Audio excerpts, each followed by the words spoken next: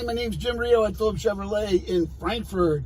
Phillips Chevrolet is #1 in Illinois. We've been #1 for about 17 years, and I'm sitting in a brand new 2022 Silverado. It's an LTZ. I'm just going over, some of the things that I go over with my customers with delivery, and I'm also showing off the vehicle. And one of the things I'm going to point out is the sunroof.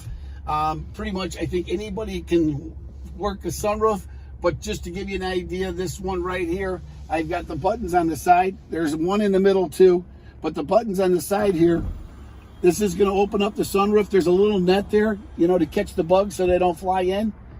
And just reverse. That was pretty simple. On the other side over here, there's another button that you can use if you just wanted to, pop up a little bit, maybe about an inch in the back, and let the air get inside here, if it's stuffy.